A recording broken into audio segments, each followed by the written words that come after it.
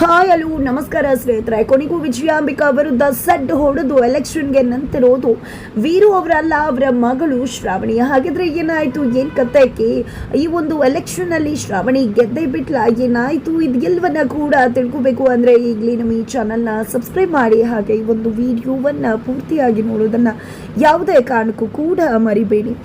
ಇಲ್ಲಿ ಶ್ರಾವಣಿ ತನ್ನ ತಂದೆಯನ್ನ ಎಲೆಕ್ಷನ್ಗೆ ನಿಲ್ಲಿಸಿ ಗೆಲ್ಲಿಸಬೇಕು ಅಂತ ಹೇಳಿ ಸ್ಪೀಚ್ ರೆಡಿ ಮಾಡ್ಕೊತಿದ್ದಾಳೆ. ಏನೇನು ಮಾಡಬಹುದು ಎಲ್ಲವನ್ನ ಕೂಡ ಮಾಡಿ ಜನರ ಮನಸ್ಸನ್ನ ಗೆದ್ದು ಪ್ರತಿ ಓಟು ಕೂಡ ವೀರು ಅವ್ರಿಗೆ ಬೀಳ್ಬೇಕು.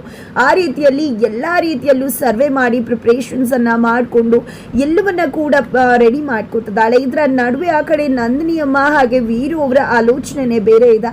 ಇಬ್ರು ಕೂಡ ಎಲೆಕ್ಷನ್ ಬಗ್ಗೆ ಅವರು ಕೂಡ ಯೋಚನೆ ಮಾಡ್ತಿದ್ದಾರೆ, ಹೇಗೆಲ್ಲ ನಾವು ನಮ್ಮ ಮಗಳನ್ನ ಗೆಲ್ಲಿಸಬಹುದು ಅಂತ ಹೇಳಿ. ಯಾಕಂದ್ರೆ ಇಲ್ಲಿ ಶ್ರಾವಣಿ ಅನ್ಕೊಂಡಿದ್ದಾಳೆ, ನಾನು ಎಲೆಕ್ಷನ್ಗೆಲ್ಲ ನಿಲ್ಲೋದು, ಅಪ್ಪ ಎಲೆಕ್ಷನ್ ನಿಲ್ತಾರೆ ಅಂತ. ಹಾಗಾಗಿ ಅಪ್ಪನ ಗೆಲ್ಸೋಕೆ ಏನೆಲ್ಲ ಮಾಡ್ಬೋದು ಎಲ್ಲವನ್ನ ಕೂಡ ಪ್ರಿಪೇರ್ ಮಾಡ್ಕೊತಿದ್ದಾಳೆ. ಆದ್ರೆ ಇಲ್ಲಿ ವೀರು ಮತ್ತೆ ನಂದಿನಿ ಅಮ್ಮನ ಆಲೋಚನೆ ಬೇರೆ ಇದೆ. ತಮ್ಮ ಮಗಳನ್ನ ನಿಲ್ಲಿಸಬೇಕು, ಯೂತ್ ಅನ್ನ ನಿಲ್ಲಿಸಿ ಗೆಲ್ಲಿಸಿ ಹೊಸ ಅಲೆಯನ್ನ ಶುರು ಮಾಡಿ ಆಕೆಯನ್ನ ಜನಮೆಚ್ಚಿದ ನಾಯಕಿಯನ್ನಾಗಿ ಮಾಡಬೇಕು ಅಂತ ಹೇಳಿ ಅಪ್ಪ ಅಮ್ಮ ತೀರ್ಮಾನ ಮಾಡ್ಕೊಂಡಿದ್ದಾರೆ. ಆದ್ರೆ ಇದು ಯಾರಿಗೂ ಕೂಡ ಗೊತ್ತಿಲ್ಲ. ಜಸ್ಟ್ ನಂದಿನಿ ಮತ್ತೆ ವೀರು ಅವರು ಮಾತ್ರನೇ ಮಾತಾಡ್ಕೊಂಡಿದ್ದಾರೆ. ಯಾರ ಮುಂದೆ ಕೂಡ ಅದರ ಸುಳಿವನ್ನ ಅವರು ಬಿಟ್ಕೊಟ್ಟಿಲ್ಲ. ಇದರ ನಡುವೆ ಅತ್ತ ಕಡೆ ಮದನ್ ಬದಲಾಗ್ತಿದ್ದಾರೆ. ಆ ಒಂದು ಮಗುವಿನ ಚಲನವಲನಗಳು ಇಲ್ಲಿ ಮದನ್ನನ್ನ ಬದಲಾಯಿಸ್ತದೆ. ಅದು ಸಾವಿತ್ರಿಗೆ ತುಂಬಾ ಅಂದ್ರೆ ತುಂಬಾನೇ ಖುಷಿ ಕೊಟ್ಟದ. ಏನ್ ಜಾದು ಮಾಡಿರ್ಬೋದು ನನ್ನ ಮಗು, ಈ ರೀತಿ ಮದನ್ ನಡ್ಕೋತಿದ್ದಾರೆ ಅಂದ್ರೆ ಖಂಡಿತ ನನ್ನ ಮಗುನ ಅವರು ಒಪ್ಕೋತಾರೆ ಅನ್ನೋ ವಿಶ್ವಾಸ ಆಕೆಯಲ್ಲಿ ಮೂಡಿದ. ಇತ್ತ ಕಡೆ ವಿಜಯಾಂಬಿಕಾ ಏನಾದ್ರೂ ಮಾಡಿ ಆ ವೀರು ನಾಮಿನೇಷನ್ನೇ ಫೈಲ್ ಮಾಡ್ದಾಗೆ ಮಾಡಬೇಕು ಅಂತ ಹೇಳಿ ಹೊಂಚಾಗ್ತಿದ್ದಾರೆ.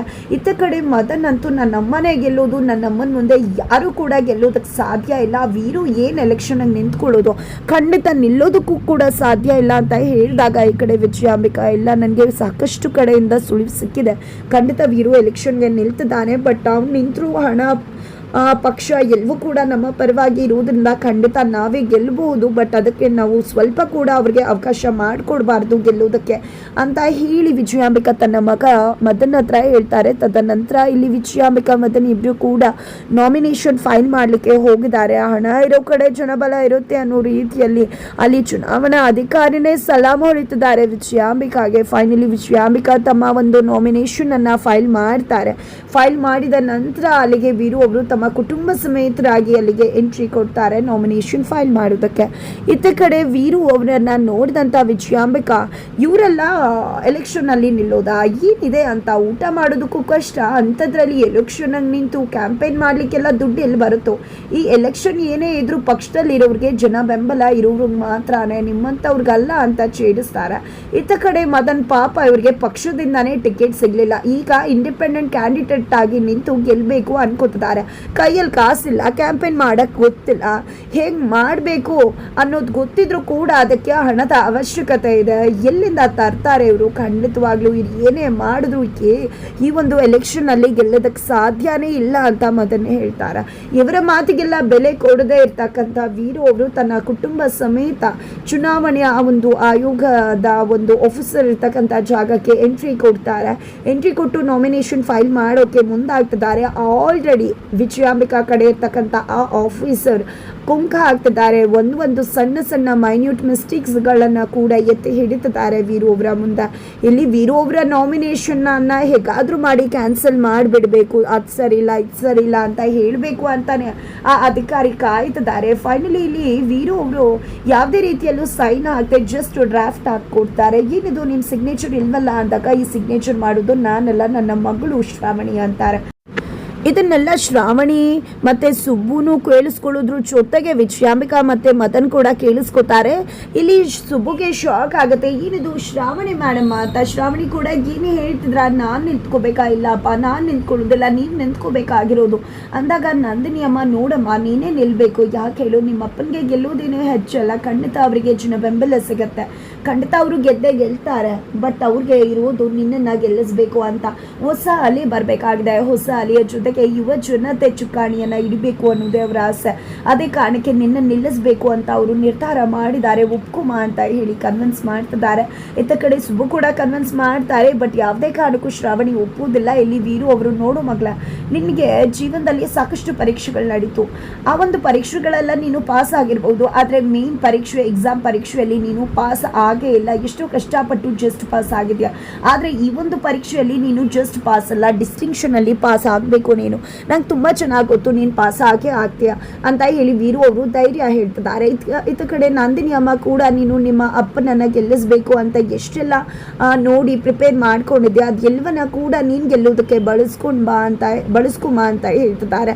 ಈ ಒಂದು ವಿಷಯ ತಿಳಿದಂಥ ವಿಜಯಾಂಬಿಕಾಗಿ ಒಂದು ಕ್ಷಣ ಹೆದರಿಕೆ ಆಗತ್ತೆ. ಬಟ್ ಆ ಮಗದೊಂದು ಕ್ಷಣ ಈಕೆ ಚೋಟು ಏನು ಮಾಡ್ತಾಳೆ, ಇವಳಿಗೆ ಗಂಧ ಗಾಳಿನೇ ಗೊತ್ತಿಲ್ಲ ಅಂಥದ್ರಲ್ಲಿ ಇವಳು ಏನು ಮಾಡೋದಕ್ಕೆ ಸಾಧ್ಯ ಅಂತ. ಬಟ್ ಅಲ್ಲಿ ಶ್ರಾವಣಿಗೆ ಸುಬ್ಬು ಮತ್ತು ಪದ್ದು ಎಲ್ಲರೂ ಕೂಡ ನಿಮ್ಮ ರಕ್ತದಲ್ಲೇ ಇದೆ ಇದು ಪಾಲಿಟಿಕ್ಸ್ ಅನ್ನೋದು, ಖಂಡಿತವಾಗ್ಲೂ ಕೂಡ ನೀವು ಎಲೆಕ್ಷನಲ್ಲಿ ನಿಂತರೆ ಖಂಡಿತ ಜಯವನ್ನು ಸಾಧಿಸ್ತೀರಾ.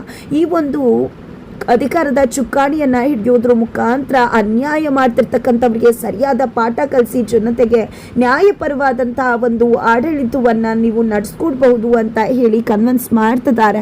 ಇತ್ತ ಕಡೆ ವಿಜಯಾಂಬಿಕಾ ಅಂತ ಒಂದು ಅಟ್ಟಹಾಸ ತೋರ್ತಕ್ಕಂತಹ ಒಂದು ನಾಯಕಿ ಈ ಒಂದು ಸಮಾಜಕ್ಕೆ ಬೇಕಾಗಿಲ್ಲ. ಆಕೆಯನ್ನು ಮಟ್ಟ ಆಗಬೇಕು ಅಂದರೆ ಅದು ಶ್ರಾವಣಿಯಿಂದ ಮಾತ್ರ ಸಾಧ್ಯ ಅಂತ ಹೇಳಿ ನಂದಿನಿಯಮ್ಮ ಮತ್ತು ವೀರು ಇಬ್ಬರು ಕೂಡ ಹೇಳ್ತಿದ್ದಾರೆ, ಕನ್ವಿನ್ಸ್ ಮಾಡ್ತಿದ್ದಾರೆ. ಇತ್ತ ಕಡೆ ಶ್ರಾವಣಿ ಏನೇ ಮಾಡಿದ್ರು ಕೂಡ ಇಲ್ಲ, ಸಾಧ್ಯನೇ ಇಲ್ಲ ಅಂತ ಹೇಳಿ ಹೊರಗಡೆ ಬಂದ್ಬಿಡ್ತಾರೆ. ಈ ಕಡೆ ಸುಬ್ಬು ಕನ್ವಿನ್ಸ್ ಮಾಡ್ತಾರೆ. ಬಟ್ ಇಲ್ಲಿ ಶ್ರಾವಣಿ ಒಪ್ಪುವುದಿಲ್ಲ. ಅಷ್ಟರಲ್ಲಿ ಅಲ್ಲಿಗೆ ವಿಜಯಾಂಬಿಕಾ ಮದನ್ ಜೊತೆ ಎಂಟ್ರಿ ಕೊಡ್ತಾರೆ. ಅವ್ರಿಗೂ ಕೂಡ ಆಲ್ರೆಡಿ ಗೊತ್ತಾಗಿದೆ ಇಲ್ಲಿ ಶ್ರಾವಣಿನೇ ನಾಮಿನೇಷನ್ ಫೈಲ್ ಮಾಡೋದಕ್ಕೆ ಬಂದಿರೋದು ಅಂತ. ಹಾಗಾಗಿ ಏನು ಶ್ರಾವಣಿ, ನಿಮ್ಮಪ್ಪ ಆಯಿತು, ಈಗ ನೀನು ಎಲೆಕ್ಷನ್ಗೆ ನಿಂತ್ಕೋತಾ ಇದೆಯಾ? ಏನು ನೀನು ಎಲೆಕ್ಷನಲ್ಲಿ ನನ್ನ ಮುಂದೆ ಗೆಲ್ತೀಯಾ? ಯಾವ ಲೆಕ್ಕ ನೀನು ನನ್ನ ಮುಂದೆ ನೀನು ಏನೂ ಮಾಡೋಕ್ಕಾಗಲ್ಲ. ಇವತ್ತು ದುಡ್ಡಿನ ಬಲ, ಜನ ಬಲ ಇರಬೇಕಾಗುತ್ತೆ. ದುಡ್ಡಿನ ಬಲ ಇದ್ದಾಗ ಎಲ್ಲ ಬಲಗಳು ಕೂಡ ತನ್ನಿಂತಾನೇ ನಮ್ಮ ಹತ್ರಕ್ಕೆ ಬರುತ್ತೆ. ಬಟ್ ಇವತ್ತು ನಿಮ್ಮ ಹತ್ರ ಏನೂ ಕೂಡ ಇಲ್ಲ. ಯಾವ ರೀತಿ ಈ ಒಂದು ಎಲೆಕ್ಷನ್ನ ಗೆಲ್ಲೋಕ್ಕೆ ಸಾಧ್ಯ ಆಗತ್ತೆ ನೀವು ಅಂತ ಹೇಳಿ ಕೇಳಿದಾಗ ಛಲ ಒಂದು ಇದ್ದರೆ ಸಾಕು, ಏನು ಬೇಕಿದ್ರೂ ಸಾಧಿಸಬಹುದು ಅಂತ ಹೇಳಿ ಶ್ರಾವಣಿ ಹೇಳ್ತಾರೆ. ಹೇಳೋದ್ರ ಮುಖಾಂತರ ಇಷ್ಟೊತ್ತು ನಾನು ಎಲೆಕ್ಷನ್ಗೆ ನಿಲ್ಲುವುದಿಲ್ಲ ಅಂತ ಹೇಳ್ತಿದ್ದಂಥ ಮಗಳು ಶ್ರಾವಣಿ ಇವತ್ತು ವಿಜಯಾಂಬಿಕಾ ತನ್ನನ್ನು ಕೆಣಕ್ತಿದ್ದಾಗೆ ಸೆಳೆದೆದ್ದಿದ್ದೆ. ನೋಡು, ಇಷ್ಟೊತ್ತು ನಾನು ಬೇಡ ಅಂತಲೇ ಹೇಳ್ತಿದ್ದೆ, ಆದರೆ ಇನ್ನು ಮುಂದೆ ಹೇಳ್ತಿದ್ದೀನಿ, ಖಂಡಿತವಾಗ್ಲೂ ಈ ಒಂದು ಎಲೆಕ್ಷನಲ್ಲಿ ನಾನು ನಿಂತ್ಕೋತೀನಿ. ನಿಂತ್ಕೊಳ್ಳೋದ್ರ ಮುಖಾಂತರ ನಿನ್ನಂಥ ಕೇಡಿ ಸಮಾಜಕ್ಕೆ ನಾಯಕಿ ಆಗಬಾರ್ದು. ಆ ರೀತಿಯಲ್ಲಿ ನಿನ್ನನ್ನು ಮಟ್ಟ ಹಾಕ್ತೀನಿ. ಈ ಒಂದು ಎಲೆಕ್ಷನ್ನಲ್ಲಿ ಗೆಲುವು ನಂದೇ ಆಗಿರುತ್ತೆ, ಜನ ಬೆಂಬಲ ನನಗೆ ಇರುತ್ತೆ. ನಿನ್ನಂಥ ಕೀಚಗಿಗಲ್ಲ, ನೋಡ್ತಾ ಇರು ಈ ರಾಜಕೀಯದಿಂದ ನಿನ್ನನ್ನು ಹೇಗೆ ಒದ್ದು ಹೊರಗಡೆ ಹಾಕ್ತೀನಿ ಅಂತ ಹೇಳಿ ಶ್ರಾವಣಿ ವಿಜಯಾಂಬಿಕಾಗೆ ಚಾಲೆಂಜ್ ಮಾಡ್ತಿದ್ದಾರೆ. ಈ ಕಡೆ ವಿಜಯಾಂಬಿಕಾಗೆ ನಿಜಕ್ಕೂ ಶ್ರಾವಣಿಯ ಮಾತುಗಳನ್ನ ಕೇಳಿ ಒಂದು ಕ್ಷಣ ಬೆಚ್ಚಿ ಬಿದ್ದುಬಿಡುತ್ತೆ ಅವರ ಹೃದಯ. ಬಟ್ ದುಡ್ಡು, ಜನಬಲ ಎಲ್ಲ ನನಗೆ ಇದೆ, ಅಧಿಕಾರ ಎಲ್ಲ ಕೂಡ ನನ್ನ ಪರವಾಗಿ ಇದೆ ಅಂತ ಹೇಳಿ ಮೆರೀತಿರೋ ಇಲ್ಲಿ ವಿಜಯಾಂಬಿಕಾ ಶ್ರಾವಣಿ ಮುಂದೆ ಭರ್ಜರಿ ಜಯಬೇರಿಯನ್ನ ಬಾರಿಸ್ತೀನಿ ಅಂತ ಕಾಯ್ತಿದ್ದಾರೆ. ಬಟ್ ಎಲ್ಲರ ಜನ ಮನದಲ್ಲಿ ಅಚ್ಚಳಿದೆ ಉಳಿತಿರೋದು ಶ್ರಾವಣಿ ವೀರು ಸಾಹೇಬ್ರ ಮಗಳು ಅಂತ ಹೇಳೋದ್ರ ಮುಖಾಂತರ ಇಲ್ಲಿ ಎಲ್ಲರೂ ಕೂಡ ಶ್ರಾವಣಿಯ ಮಾತಿಗೆ ಫಿದಾ ಆಗ್ತಿದ್ದಾರೆ. ಶ್ರಾವಣಿ ಆಡ್ತಿರ್ತಕ್ಕಂಥ ಪ್ರತಿ ಮಾತು ಕೂಡ ಜನರನ್ನ ಎಚ್ಚರಿಸ್ತದೆ. ಹಾಗಾಗಿ ಇಲ್ಲಿ ಗೆಲ್ಲುವುದು ಶ್ರಾವಣಿನೇ. ಬಟ್ ಹೇಗೆ ಎಂತು ಅನ್ನೋದನ್ನ ತಿಳ್ಕೋಬೇಕು ಅಂದರೆ ಮುಂದಿನ ವಿಡಿಯೋಗೆ ವೇಟ್ ಮಾಡೋದನ್ನು ಮರಿ.